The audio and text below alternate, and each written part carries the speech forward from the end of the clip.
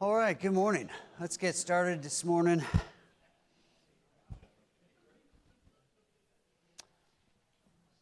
I have a feeling this will take us a couple of weeks,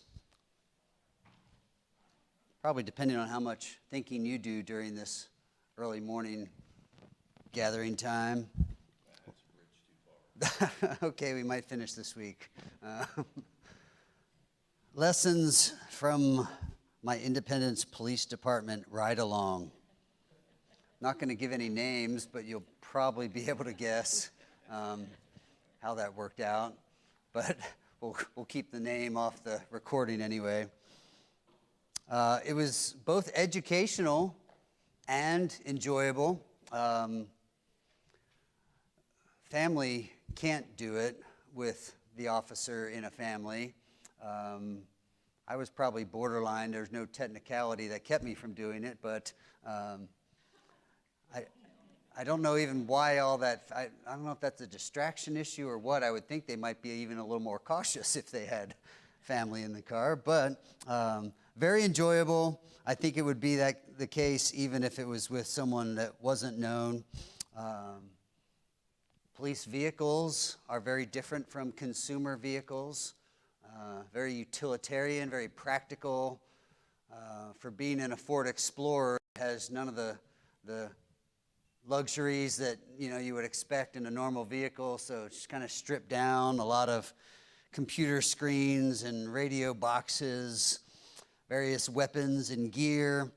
The whole back is just all molded plastic. So when you're carrying somebody drunk or otherwise and issues, you can hose that right out the back. So just a hard plastic seat and plexiglass and cages and everything else. And since they're used pretty much all day and all night, day after day, they tend to get pretty grimy on the inside. The outside gets washed almost daily, believe it or not. They want the presence to be nice for the community and look good, but inside is a different story. I was told it was a slow day on the day I rode along, but it seemed plenty full for me, at least, trying to take it in and think things through. Just a few incidents. We dealt with some homeless people, and I'm saying we as a collective, we. I sat in the front seat and just put the window down to hear what was going on in most cases. So some homeless people that would get reported, and so our police department goes out and tries to either help move them along from, in this case, Quick Trip, and stop harassing people for money and such. We helped with a pretty serious 3-car accident right up at Little Blue Parkway and 24 Highway, so just right up north here. Countered numerous bad drivers, plenty of expired tags and stuff that most of the time policemen don't even have time to track down, including stolen vehicles. They'll show up on license plate readers, and usually you just have to let them go. There's so many of them in Independence, even, is just the way things are.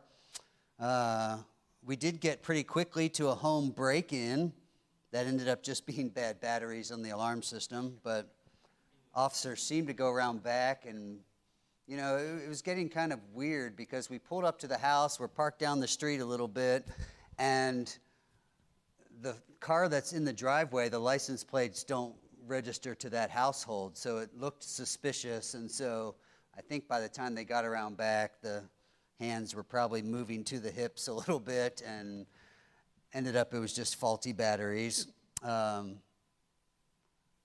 We used Google Translate to communicate with non-English speakers who had called 911 because somebody was trying to get them to pay money over WhatsApp from another country. So Independence Police Department is now trying to speak into the phone. It shows it to them so they can read it. They talk back. They read it, and you kind of get this whole conversation and some scam on WhatsApp. And I said, well, good. I guess our officers need to be well versed in social media scams as well. Not much we could do, but I think we communicated to him not to send any money if he didn't know the person. Domestic violence call, a couple of guys were fighting, so that was, I think, the only bloodshed we saw on the day's events. We did race at high speed, and I mean really high speed, triple-digit speed. In response, it was right here at the stoplight at the Independence Power and Light, and we got down to Metropolitan Community College in must have been about 5 seconds. Blasting through the lights, passing in the other lane, just racing down there. We were responding to a reported juvenile suicide attempt. So we're trying to get there in a hurry. Come to find out, it's like an 8-year-old and a 12-year-old whose very elderly grandparents that were managing them let them get out of the house, and they're wandering through the neighborhood, and not sure it really had anything to do with the level of danger that was reported. But I was glad for all that poorly communicated information, because it was really fun to race around with lights and sirens. I was afraid the way the day was going and being told it was a slow day, we wouldn't get any action like that. And then, of course, there are free drinks at Kwik Trip. They take really good care of officers and anybody with them.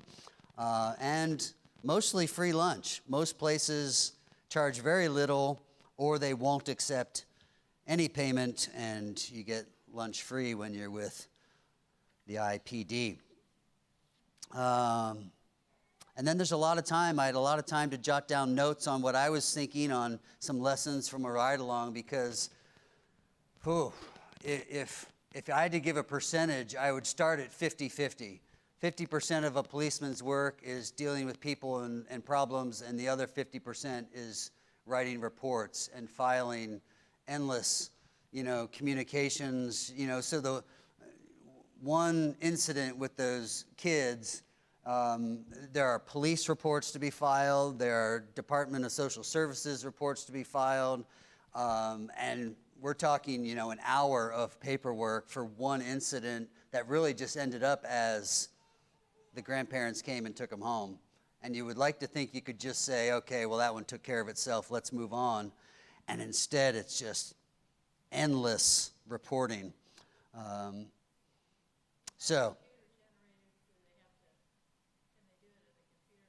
Yes, if you ever see policemen sitting on the side of the road, they're doing paperwork or computer work. We pulled into a little gravel patch on 291, kind of Gudgel, somewhere in there. It's a divided road there. And so the officer just kind of backed in and is just doing computer work, but everybody coming by is like slowing down, and those cars are not equipped with anything that can detect speed. So it's truly a place to do paperwork or computer work. No radar guns there to worry about, but a lot of paperwork.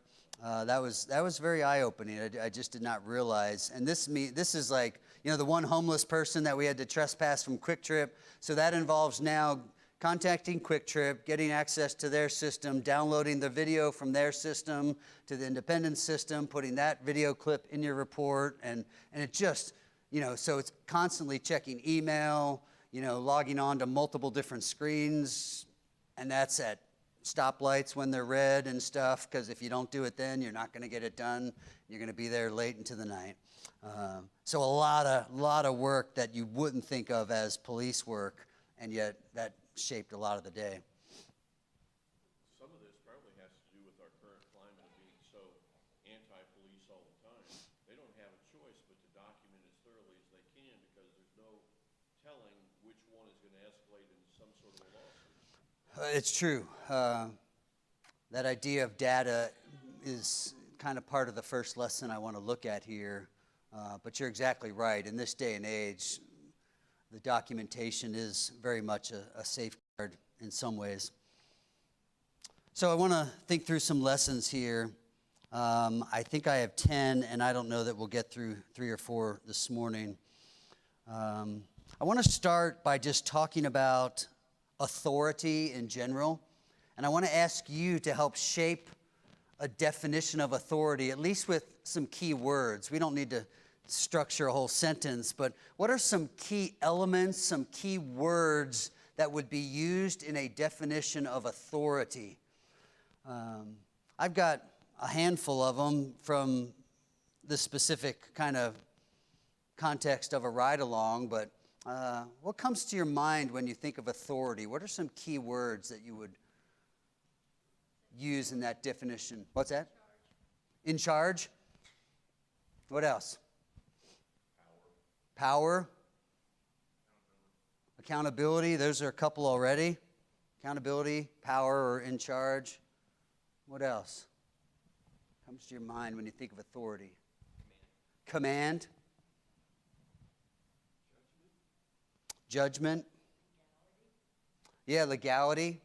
We'll kind of start there. I'll say, here's the first lesson. Authority implies legitimacy, presence, knowledge, and power. And then I added to that accountability, as someone else has already mentioned. So those 5 words came to mind: legitimacy, presence, knowledge, and power, and accountability. Let me mention those words in the context of law enforcement, but then I want to ask you again, what Bible ideas come to mind with authority or any of those key words? First, authority implies legitimacy.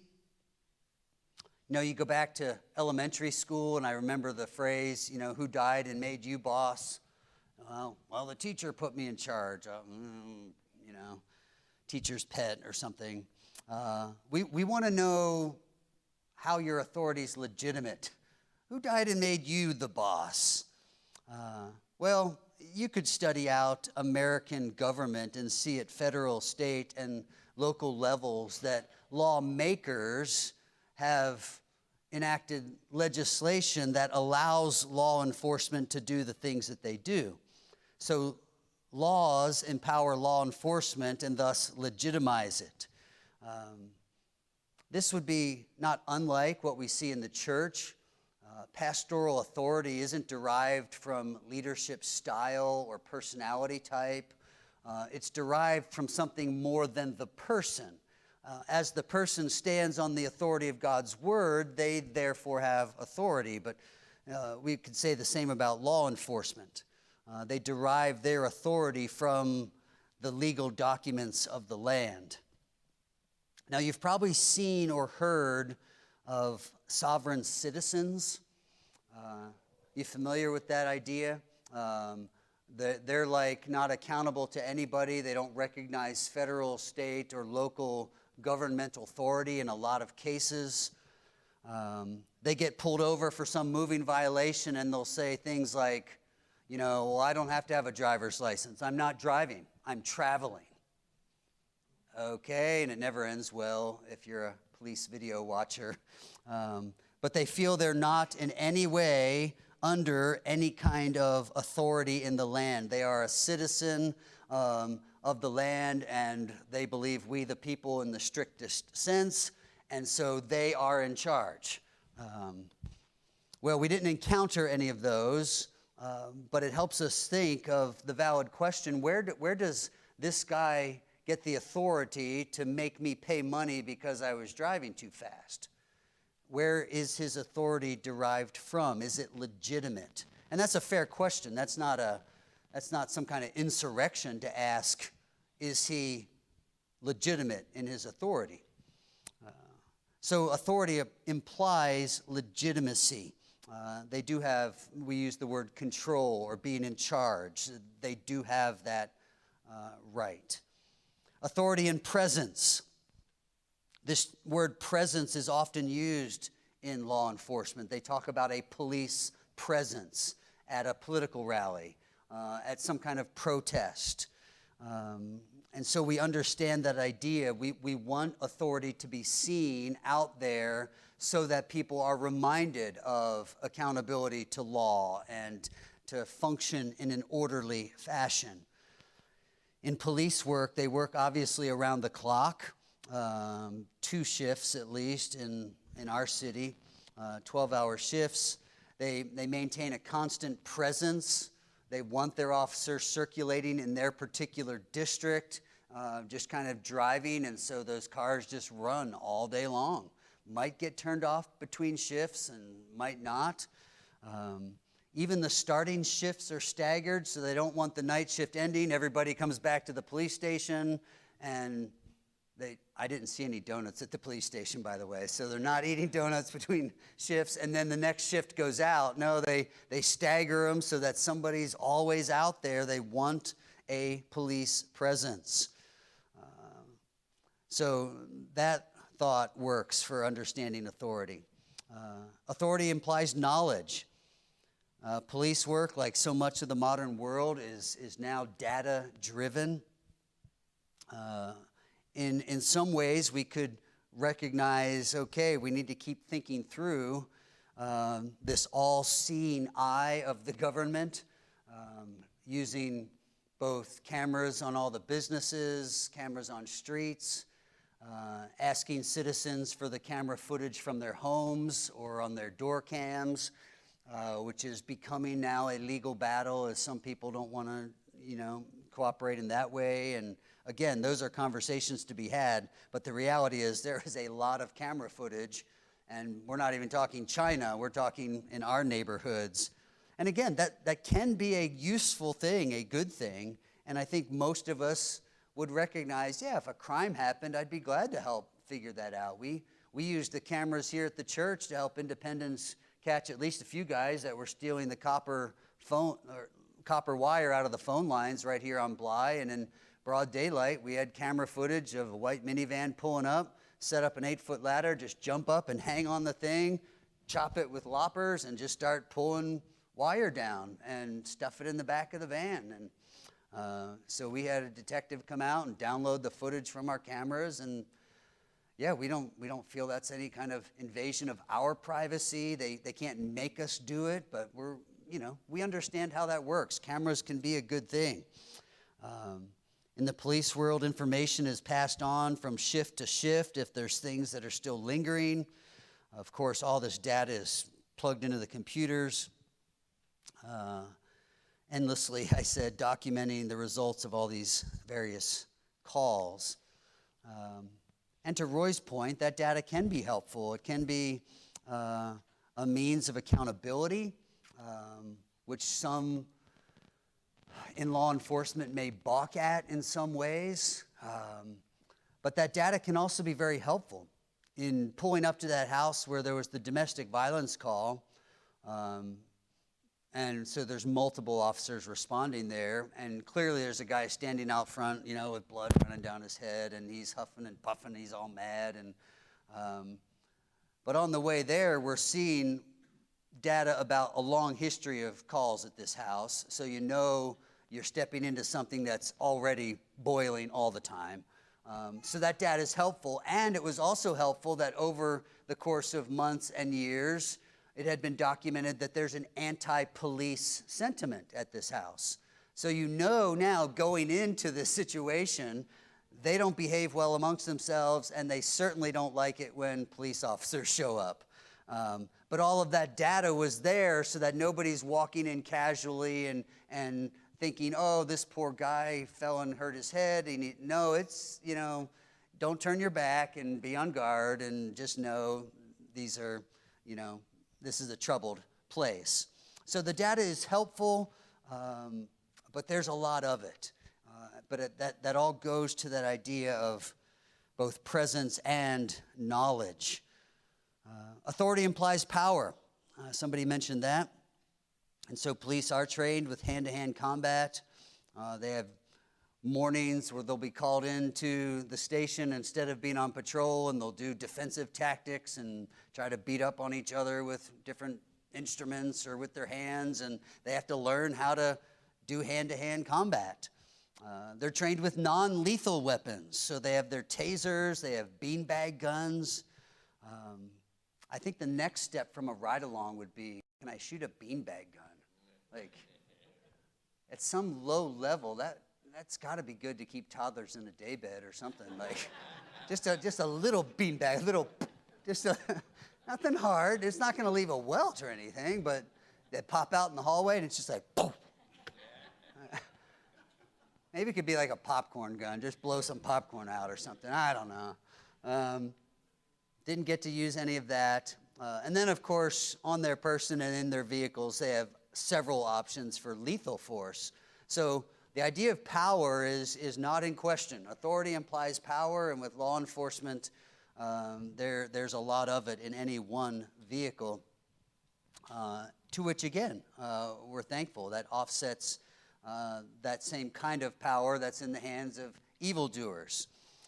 So when Romans 13 talks about bearing a sword, you know, swords can clash, and we hope that those who are bearing the sword for righteousness are better at sword bearing than the evildoers.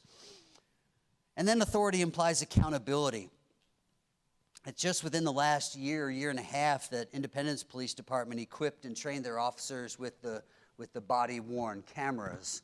So a lot of places have had that for a long time, but Independence finally got around to implementing that in their department, and so now there's this endless footage of every encounter that officers have. You know, most of this technology is designed to turn on by itself. Sometimes you have to maybe turn it on manually. But anymore, the expectation is that's going to be on, and if it's not, like, people assume the worst now, like, oh, they turned it off so they could beat somebody up or something. And nonetheless, the cameras are there for accountability. It keeps everybody behaving well, whether that's the bad guys, and now it's documented, or the good guys who need that reminder of the rightful limits of the actions they can take in response to the suspects they're dealing with. It was years ago. It was before I was married. I drove a school bus for 1 year for the public school. And the very next year, they were implementing cameras on the buses. This was up in Kearney, so, you know, bedroom community. You wouldn't think it was a problem. But the rash of misbehavior prompted cameras, and it wasn't the high schoolers. It was the elementary schoolers that they needed to put the cameras on the buses for, because none of the parents would believe that their little cherub that they sent to school with Hello Kitty backpack, you know, was dealing drugs in the back seat or something. I don't know. Those kids would not listen, and their parents would not believe that they would not listen. And so the cameras were going on, and that was accountability. It was accountability for everybody. So this is just an introduction to this idea of law enforcement. It's just recognizing authority. Who are these people, and what entitles all these 22-year-olds to go around, you know, enforcing law and arresting people? And most, I don't know if anybody on that force is as old as I am, and I don't think of myself as old. I didn't see anybody older than I was. I think there are a few. But we ate at Chipotle for lunch and happened to sit next to the whole class of cadets that were training and were just about to graduate.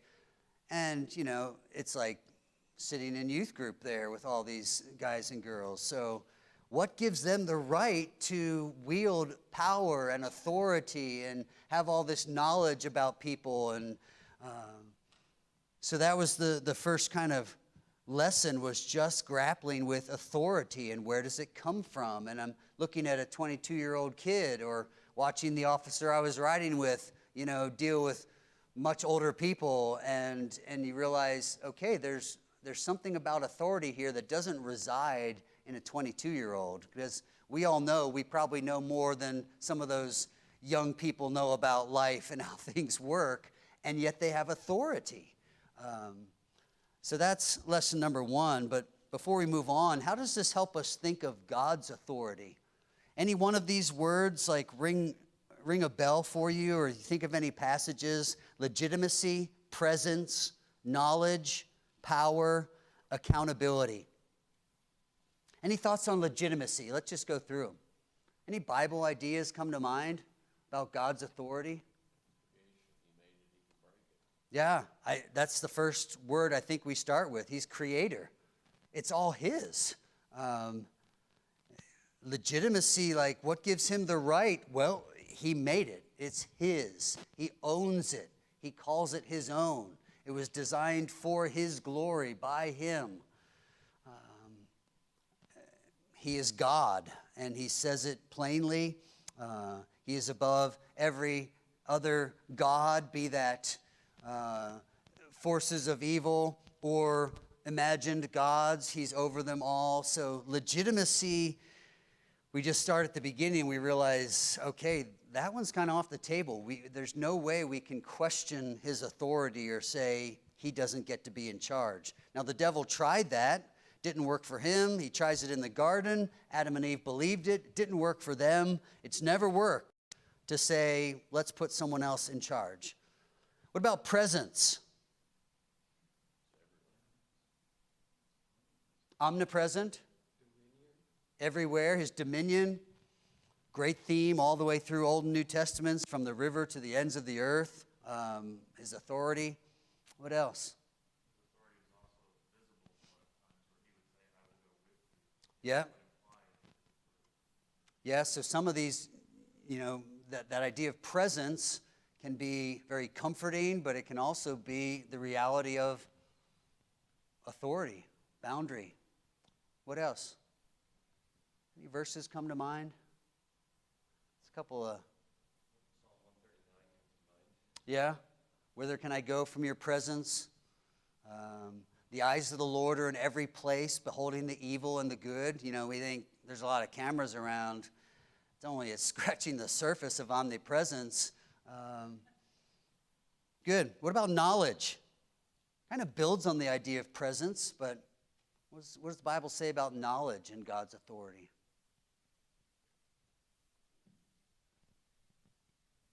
We get another omni word. If we have omnipresent, we now have omniscient, omniscience, all-knowing.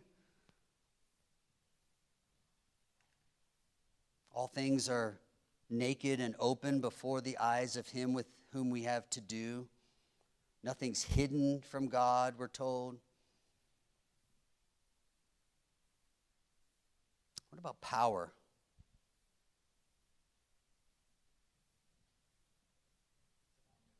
Also an omni word, all powerful.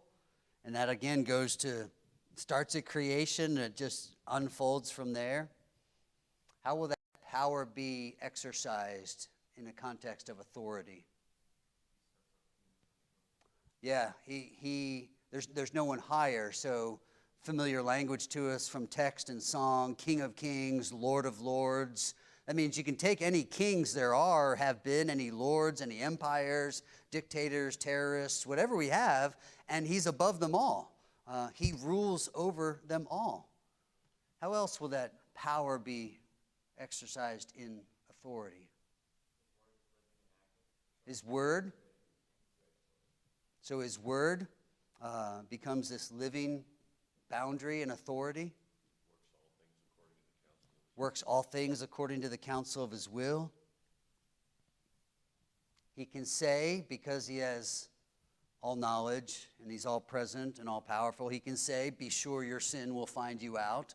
He is the righteous judge, so he will vindicate every act of righteousness and he will judge every act of evil.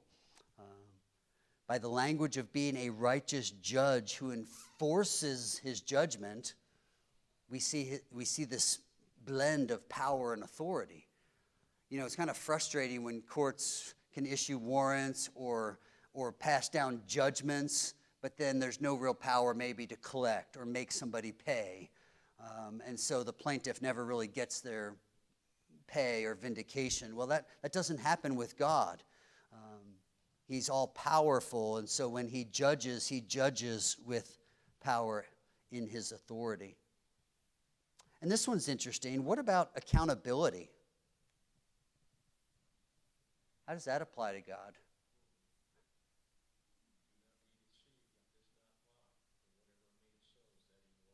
So we're accountable to God. Yeah.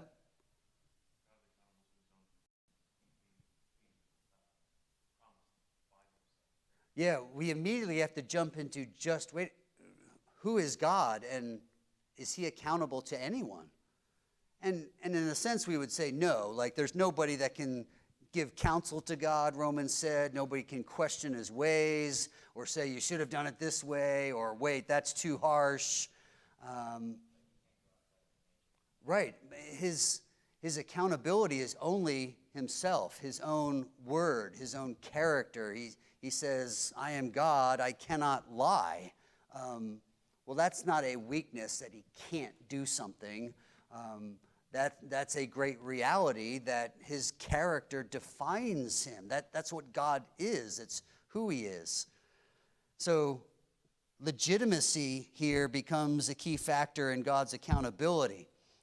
His legitimacy is rooted in he is God. He is the creator of all things. But that also kind of means his accountability starts and stops with God.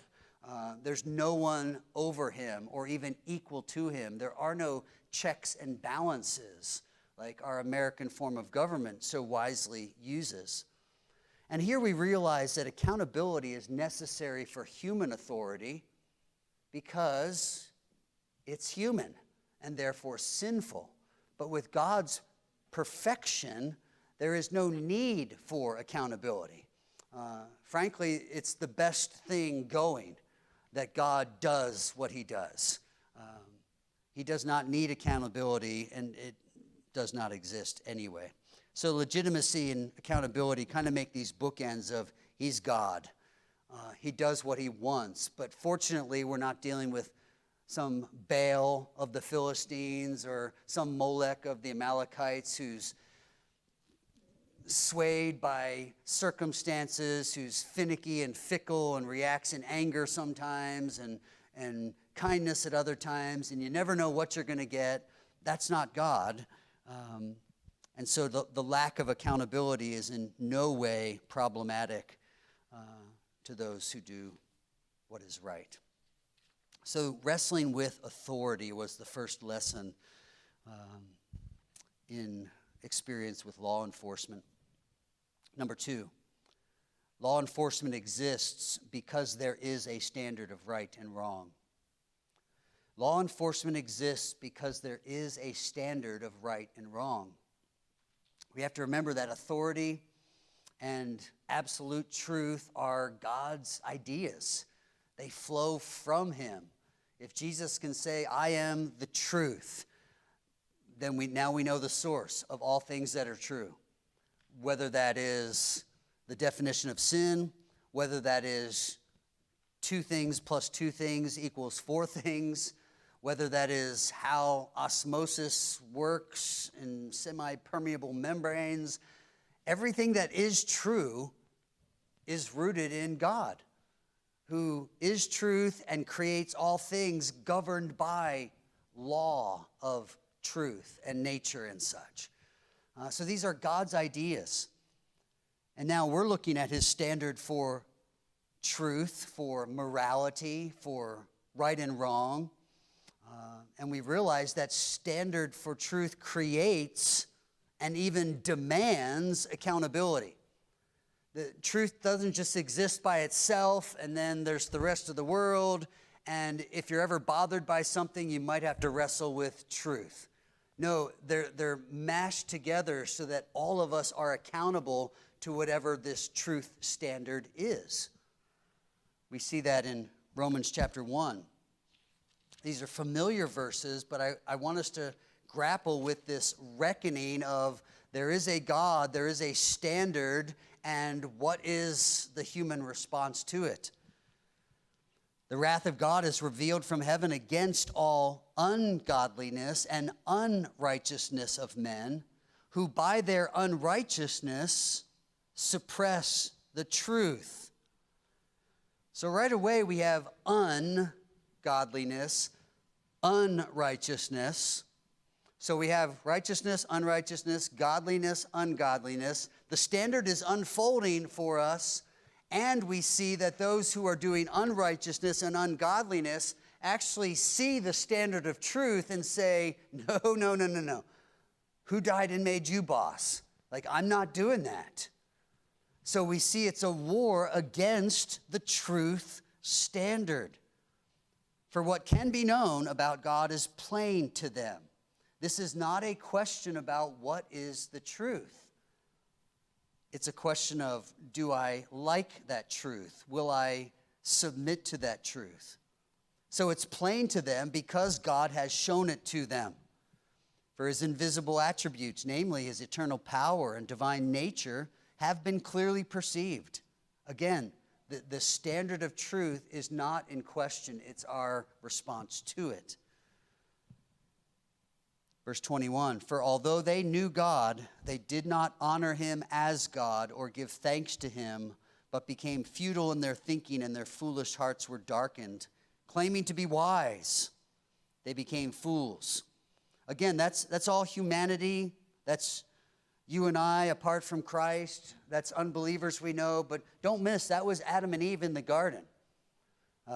Professing to be wise, we will know good from evil. God's keeping that back, but we're going to arrive at that position now.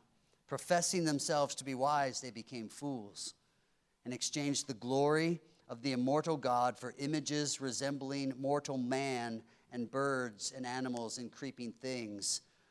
Therefore God gave them up to the lusts of their hearts, to impurity, to the dishonoring of their bodies. And the chapter unfolds with a whole long list of all kinds of sinful behaviors that become the new standard. I see God's truth. I see that standard. I don't want that. I'll suppress that. And now I'll just make up my own standard and live the way I want to. Further in Romans 13, we learn about this standard of right and wrong, where the text says there is no authority except from God. And those authorities that exist have been instituted by God. So authority, law enforcement, boundaries, standards imposed on a society, on a nation, aren't just societal. It's not like somebody came up with, well, sometimes people come up with rules. Institutions come up with rules, usually in response to bad behaviors. So yeah, rules can be made up. You as a parent probably made up a rule this week for your kids. Like, you know what? We're not going to do that anymore. Didn't think I would have had to say that, but new rule for the household. So we can make up rules, but that's not what God's talking about in Romans 13. He's saying that true authority, right authority, is God's idea, and therefore authority needs to track its standards and its rules back to God's truth. We have to remember Romans 1 while we're talking about Romans 13. From God, we know a standard of right and wrong, for truth and error. And this standard has shaped American culture, society, the ability of people to live together. Well, our way of thinking in America was shaped by biblical ideas of rightness and wrongness, believing that that comes from one standard, God's truth. Now, clearly, we're moving further and further away from that standard. We talk about a foundation that's crumbling, and I think that's a fair metaphor. Granted, we would probably argue, oh, come on, we know the majority of Americans aren't for some of these crazy liberal notions, but not perhaps the vast majority are willing to oppose them and to stand up and say no to them. So in a sense, the minority does seem to prevail. And it does seem like we're abandoning what we've called Judeo-Christian ethics. But it all comes back to this question, is there a standard for right and wrong? Well, it's interesting that for all the talk about relativism, well, you know, what's true for you may not be true for me, or for all that talk of relativism, I would just recommend people go on a ride-along and just see how everybody thinks their standard is the right one. How they don't think anyone else should have the right to tell someone else how to live. They certainly don't think the police should be able to do that. However, they will turn around and draw a line somewhere and tell somebody, you can't do that. everybody seems to have that situation where they will say, you can't do that. That's not right. It could be a parent who's very relativistic, telling a child that that child can't color on the wall they just painted. Well, a parent might live with complete relativism, but when they just painted their new living room wall and a kid's coloring on it, they don't think that's right, and they'll go into martyr syndrome. I worked hard to paint that wall. Do you know how expensive a gallon of paint is these days? And a completely unbelieving mind could draw a line and say, that's not right, and suddenly they're acknowledging there is a standard. Somebody should be able to say, no, that's not right. Again, a completely secular, relativistic teacher could be telling a student not to plagiarize. That's not right. And we would ask the question, by what standard are you telling that student they can't do something they think is right? It could be a relativistic, unbelieving driver yelling at another driver, you can't cut in front of me like that. Well, if everything's relative, why can't they? Let them do what's right to them. They wanted to get ahead of everyone and cut in the line. Who are you to tell them they're wrong if you're going to say there is no standard? It could be a drug gang telling a rival drug gang it's wrong, don't sell your drugs in our territory. This is ours. Well, even they draw a line and say something's not right. Like, this is mine and you shouldn't have a right to it. And they get this idea of a boundary. Everyone has a standard, which forces us to reckon with the question, how do we decide whose standard is right? Is it right or not for me to steal your cell phone, right?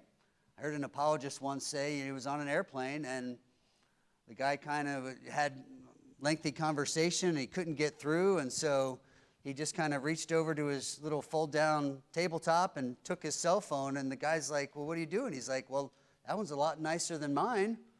I think I'll just take your cell phone. And the guy used the words, you can't do that. That's not right. And handed him the phone back, of course, and just simply unfolded right there that everyone has a standard. We only need to wrestle with, where does that standard come from? Why would you even think of using those words, that's not right, if there isn't a standard of right and wrong? Truth, and thus the morality that flows from it, are not relative, they are absolute. And that connects then to lesson number 1 about authority. If we rightly understand authority, then we'll understand it has to be rooted in something. It has to be built on a standard. Ultimately, law enforcement, government has to be rooted in not election or appointment, but in our Constitution, the authority of the land. So any officer of our land should be saying, I swear to uphold the Constitution, because the president's not the boss and the Congress isn't the boss. There's a document that's the boss, these founding principles. So it is in the Christian life. We have to be the people that are accustomed to knowing where the standard comes from. Our kids need to know that this is what we do in our home, not because this is a Buchanan rule. We're going to raise the pages this way, and parents, you probably have said, hey, remember your last name, represent that name. It needs to go deeper than that. That's part of it. Proverbs says a good name is to be chosen over great riches. You do have a reputation, a testimony that should contribute to the fame of God. But our kids need to know, we don't just do right to look good or to be polite, kids. We do these things because they are right. They are rooted in something bigger than even mom and dad.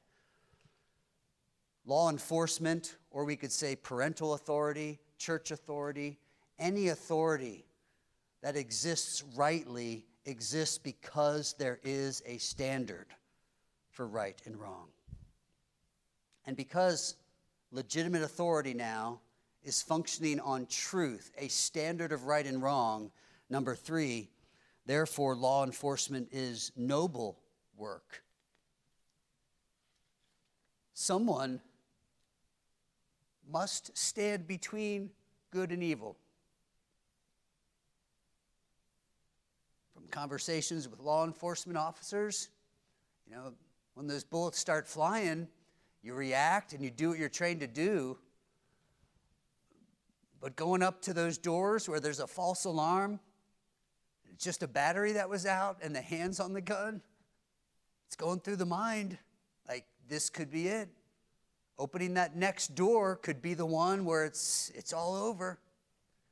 So this is noble work to say, because there's right and wrong, and because there is no authority except from God, and that authority is designed to repel and hold back evil, the ones who step into that role are doing noble work. Just like you might dash into the road if a pit bull was racing down the street towards your child. As a dad, we would say, well, that's noble. That's what we'd expect him to do. Well, in essence, we are expecting 22-year-olds to throw their lives into harm's way so that you and I can enjoy beautiful suburban America. We expect them to pay the price so that we don't have riffraff in our neighborhoods and don't have to deal with, extra alarms going off at night and feel terrorized in our neighborhoods or homes. Someone must be commissioned to stand between the right and wrong, the legal and illegal, the moral and immoral. And this is where we come up with this popularly used expression, the thin blue line. Some of you might have your hope for anti-speeding ticket, sticker on the back window, right? The thin blue line has become quite a marketed element now. A show of support, of course, for law enforcement. It represents this barrier between order and chaos. You might not be a commissioned law enforcement officer, but in your home, you become a thin line of some color. I don't think parenting actually has an official color designated for the stickers. But you stand as this line that defends against all the bad ideas, the sin nature of your children that's prevalent, and you're representing God's standard. And so Ephesians 6 says to bring your children up in the nurture and admonition of the Lord. So between God's truth and their sinful heart, there's this line, and it's called parenting. In this context that we're talking about, it's law enforcement. Standing against those who would disrupt peace, security. The term's adapted from the thin red line, which even now there's thin red lines for fire department. But the thin red line was a name given to an incident, a particular battle in the Crimean War, 1854, where British troops successfully held off Russian cavalry. And in writing about that, they were called the thin red line. Well, moving into the 1900s, the idea of the thin blue line was used just sporadically in reference first to the United States Army and then to law enforcement in America. But by the 1970s, the thin blue line had become common knowledge for law enforcement, and of course, in recent decades, kind of exploded in a whole marketing campaign of supporting law enforcement. So this thin blue line, representing not just, police work, slow down, don't drive so fast, but literally a picture of the darkness and all the evil that goes on, and then like happy American dream kind of life. Obviously, in some neighborhoods, those things aren't so different, but in most of the places we live, it's like we don't want to know what goes on. And you go some places and it's so bad. Even some of the neighborhoods we drove through not far from here in Independence, they're just so, they're dirty, the yards are filthy, the houses are filthy, the houses are run down. You would probably think no one lives there. And the drug use is rampant, and multiple offenses, piling up, people that have been in and out of jail a dozen times and they're not 21 years old. Many people on the streets that any officer in Independence in that district knows their name. They're always in trouble.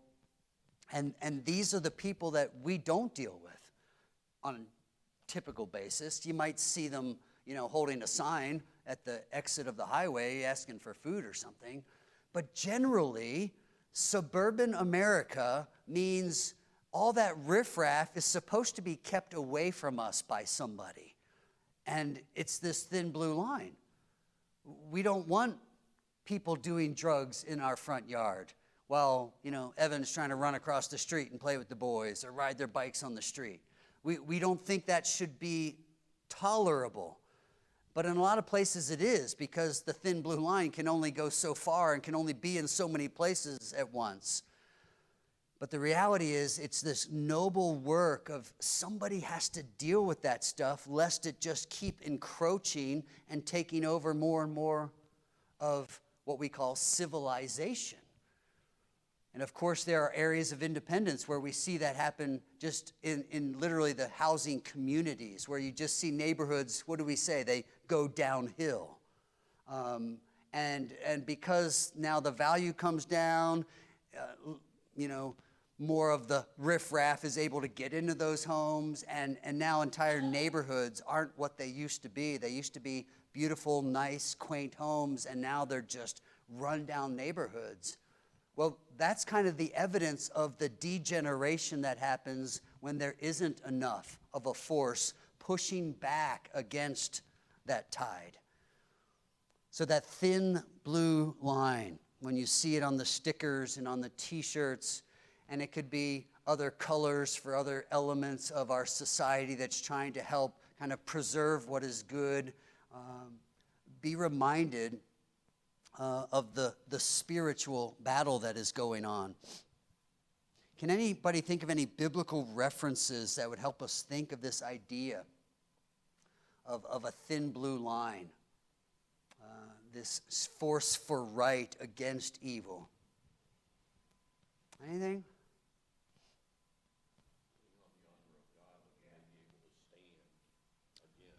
Yeah. Ephesians chapter 6, you put on the whole armor of God that you may be able to stand against the evil.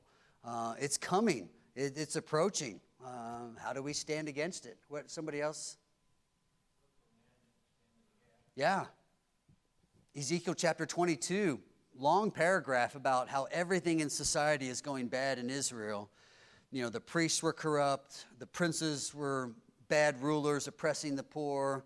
The prophets were giving false messages. He lists everybody. He's calling them out, saying everything's bad. And then Ezekiel 22, 30 or 33, I sought for a man to stand in the gap between all this.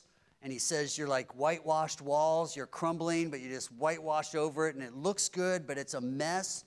And the good. Who's going to stand in the gap?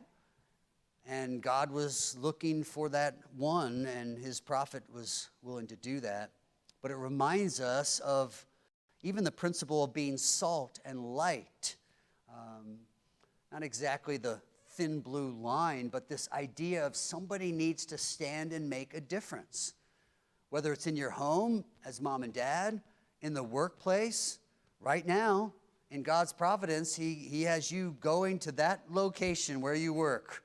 And he has you there as that Christian influence, as that thin line of whatever color the Christian faith is, to represent him well. It does make a difference. And at times, the debate rages. Are we Puritans or Pilgrims? Should we stay and try to purify the process and the system, or should we just go somewhere else and start over, the Pilgrim approach? Both are right. when God is in it, but we need to wrestle with what is our role? Where does God have me and why? I can appreciate deeply the thin blue line. We've seen what it can cost, even with an officer in our midst. So we can esteem the nobility of the task, but we also have to recognize we have a part in this. As we get through some other principles, one of them is going to be like, they don't have the answer. Law enforcement does not have the means for changing the hearts of these people. They're not going to fix the problem. So there's going to have to be another line that's drawn, another line that represents the power of God to bring about real change.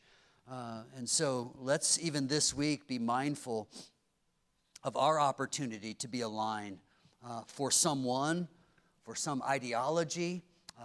We draw a line, and if it means talking with truth against an ideology, or if it means reaching out in love to help somebody realize this is not the life that God ordains for us to walk according to his word.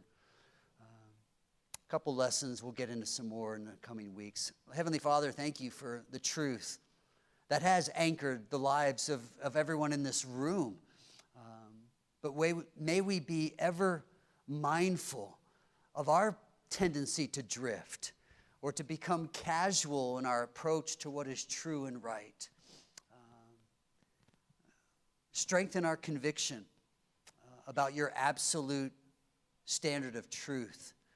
Strengthen our faith in everything that you have said so that we will be able to stand in the gap, that we will be a bright, shining light in the midst of darkness, that we would be salt with a distinction that sets us apart and ultimately brings glory to your name.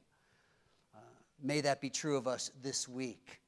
May we war against evil and stand for what is right.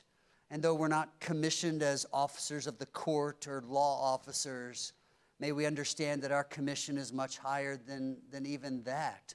You have commissioned us to represent your name, Father, Son, and Holy Spirit, to a lost and dying world. May we do that well by your grace, we pray in Jesus' name. Amen.